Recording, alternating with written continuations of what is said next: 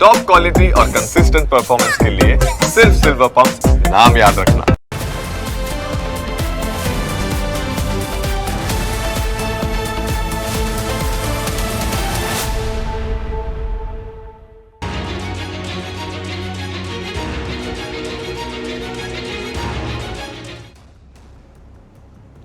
ગુજરાતમાં રથયાત્રા પહેલા 8 આતંકીઓ ઝડપાયા છે, જેમાંથી 7 આતંકીઓ તો ગુજરાતના નાનકડા ગામડાઓના છે, જ્યારે એક આતંકી મધ્યપ્રદેશનો છે। આતંકીઓનું પાકિસ્તાન સાથે શું કનેક્શન હતું, કાશ્મીરમાં તેઓ કોના સંપર્કમાં હતા અને ગુજરાતમાં તેઓ કયા કાવતરાને અંજામ આપવા માંગતા હતા, તેની આજે અમે વિગતે વાત કરીશું।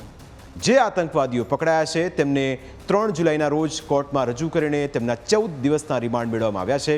8 આતંકીઓ પાકિસ્તાનના પ્રતિબંધિત આતંકી સંગઠન જૈશ-એ મોહમ્મદ સાથે સક્રિય હતા અને ગુજરાતમાં આતંકી સંગઠનને સક્રિય કરવા માટે કામગીરી કરી રહ્યા હતા। જે આતંકીઓ ઝડપાયા છે તેમના નામ અમે તમને સરનામા સાથે બતાવી રહ્યા છે, જેથી તમને ખ્યાલ આવે કે એક સિદ્ધપુર અને પાલનપુર તાલુકાના નાનકડા ગામોમાં કેવી રીતે આતંકી ગતિવિધિઓને અંજામ આપવામાં આવતો હતો। 19 વર્ષનો આતંકી અહેમદ અબ્દુલ્લા ગાજીવાલા બનાસકાંઠાના પાલનપુર પાસે આવેલા ભાગળ ગામમાં રહેતો હતો, જ્યારે 30 વર્ષનો ઇબ્રાહિમ મોહમ્મદ હુસૈન પણ પાલનપુર પાસે આવેલા ભાગળ ગામનો જ વતની છે। ત્યારબાદ 22 વર્ષનો મુદસ્સીર અબ્દુલ્લા ગાજીવાલા પણ ભાગળ ગામનો જ રહેવાસી છે। મુદસ્સીર અને અહેમદ બંને સગા ભાઈઓ છે। ચોથો આતંકી ઝકારિયા દુરાની મોહમ્મદ અમ્માર ઘાઘા પાટણના સિદ્ધપુર નજીક આવેલા ખડિયાસણ ગામમાં એક મદરેસામાં રહેતો હતો। પાંચમો આતંકી મુફ્તી ફૌઝાન ઇસ્માઇલ દાઉઆ 40 વર્ષનો મુફ્તી સિદ્ધપુર નજીક આવેલા ખડિયાસણ ગામમાં એક મદરેસામાં રહેતો હતો, જ્યારે છઠ્ઠો આતંકી મોહમ્મદ અમીન શેરા પણ ખડિયાસણમાં જ રહેતો હતો। તેની ઉંમર પણ ફક્ત 21 વર્ષ છે। સાતમો આરોપી મોહમ્મદ અબ્દુલ રહેમાન 22 વર્ષનો છે, તે પણ નવસારીના ચીખલીમાં રહેતો હતો, જ્યારે આઠમો આતંકી બિલાલ દુરાની મોહમ્મદ અમ્માર ઘાઘા મધ્યપ્રદેશના દેવાસમાં રહેતો હતો।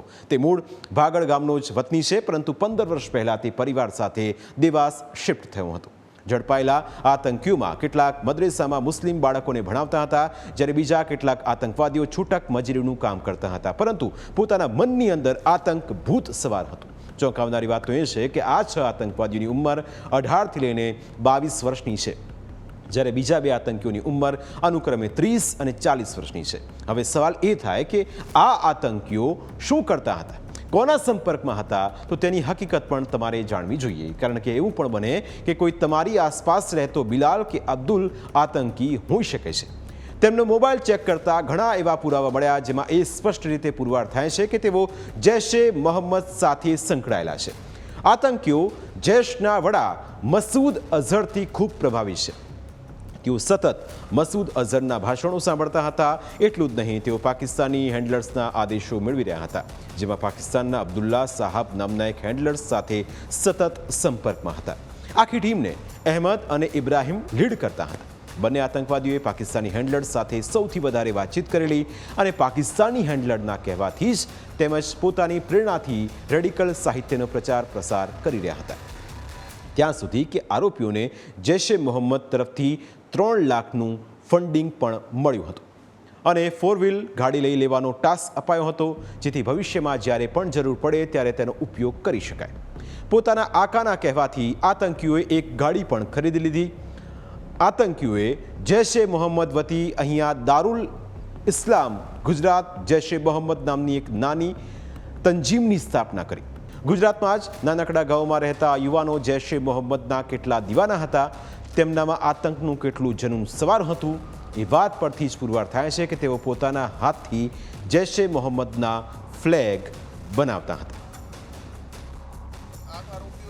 ભાગળ અને એની આજુબાજુના ગામના જ છે। એમાંથી જેમ કે અહેમદ અને મુદસ્સીર બંને બ્રધર્સ છે, અને એક જે મૌલાના છે એની કોલેજ મતલબ મદરસામાં ભણતા 2 છોકરાઓ આની જોડે જોડાયેલા હતા। એ લોકો બહુ જે ફિઝિકલી એ લોકોએ આજુબાજુના ગામના જ છે। આ બધા સ્થાનિક જ છે। એ 8 આરોપી બિલકુલ કોર સ્થાનિક છે, એકદમ એક જ ગામની આજુબાજુના। જુદા જુદા બેકગ્રાઉન્ડ છે. મોટાભાગે તમે જોશો તો ઉંમર 19, 30, 22, 21, 40 આ રીતના છે. મોટાભાગે પરચુરણ કામગીરી કરવાવાળા મદરસામાં ભણાવતા છોકરાઓ છે અને થોડા ઘણા લેબર વર્ક પણ કરતા હતા. એટીએસનું કહેવું છે કે હાલ સુધીની તપાસમાં તેઓ ક્યાં હુમલો કરવાના હતા તેનું કોઈ ચોક્કસ માહિતી નથી, પરંતુ આતંકી એક્ટિવિટીનું સ્ટ્રોંગ નેટવર્ક ઊભું કરી રહ્યા હતા. પાકિસ્તાનના અબ્દુલ્લા સાહબ સાથે સંપર્કમાં હતા અને તેના વતી 2-3 મહિના પહેલા વડોદરામાં કાશ્મીરથી આવેલા માણસ સાથે મિટિંગ પણ કરી હતી.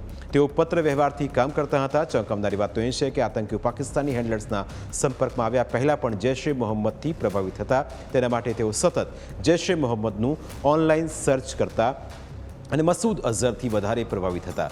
તેઓ કોઈના ઉપર જલ્દી ભરોસો નહોતા કરતા. સંપૂર્ણ ભરોસો થાય પછી જ દાવત પર બોલાવીને પોતાના ગ્રુપમાં સામેલ કરતા. હવે એ પણ જાણી લો કે આતંકીઓ પાસેથી એટીએસે શું જપ્ત કર્યું છે.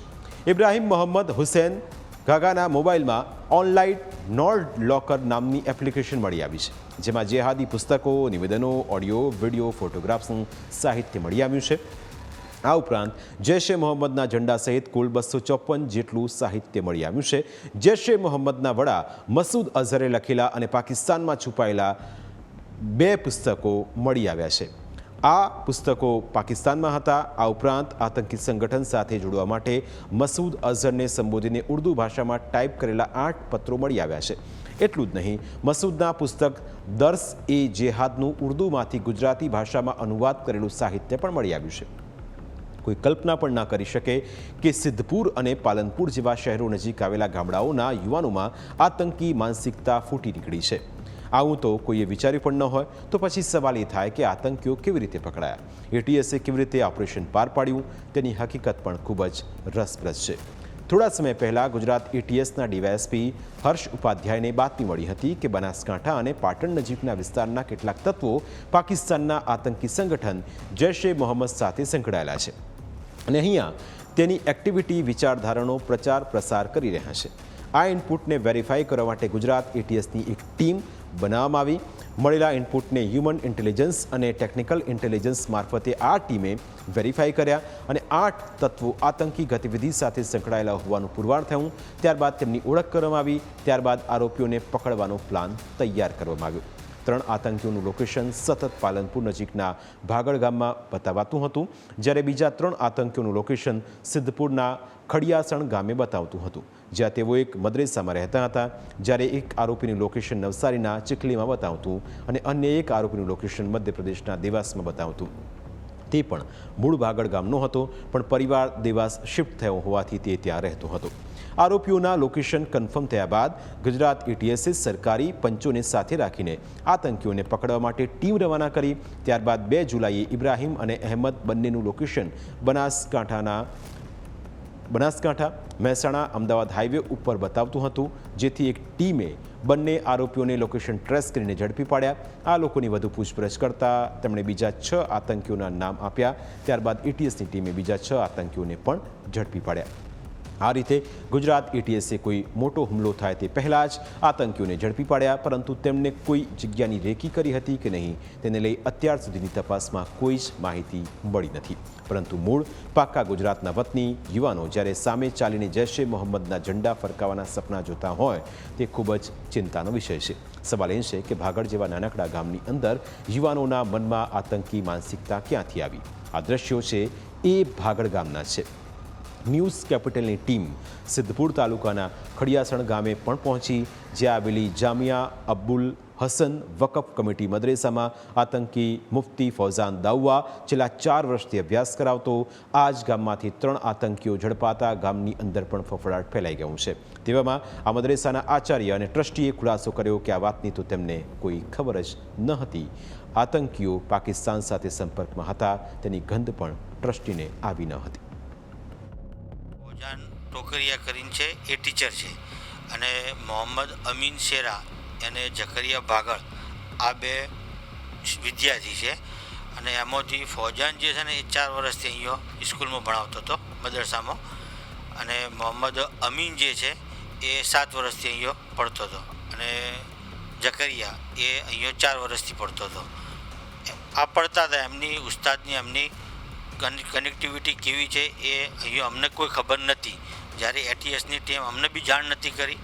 એટીએસની ટીમે જે આવી અને જ્યારે એમને પૂછતાછ કરી ત્યારે અમને જ પહેલી વખત ખબર પડી કે આમની કોઈ કનેક્ટિવિટી એમનાથી લાગેલી છે.